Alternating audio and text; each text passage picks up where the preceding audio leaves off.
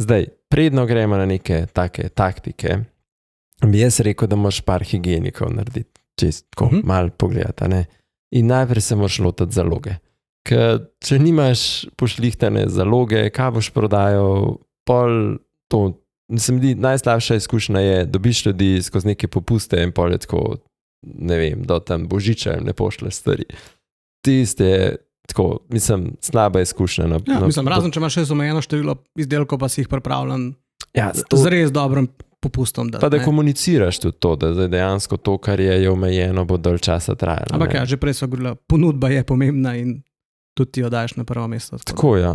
Pol se mi zdi, da moraš razmisliti o tem, kje, kako boš to pozicioniral na svojih, se pravi, digitalnih medijih, a boš za to nek landing page naredil, boš kakšna bo komunikacija, kakšna zgodba, kako boš to umestil v svoje prodajalne in kakšne boš pravzaprav ugodnosti nudil. Malo bom kasneje te ugodnosti pač povezal skupaj z nekimi segmenti, ki sem se malo razmišljal, da bi to mogoče bila zanimiva zadeva. Pol moraš pa razmisliti, a ne nočeš zdaj sam razprodajati, pa uničiti svoj profit.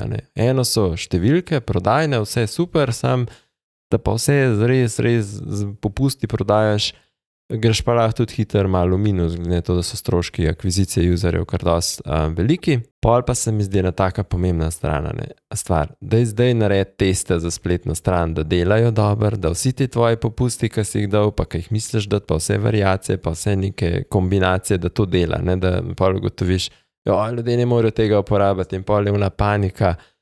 Če so ljudje nezadovoljni, pol je vno, grejo stran in ta nav prišel več nazaj.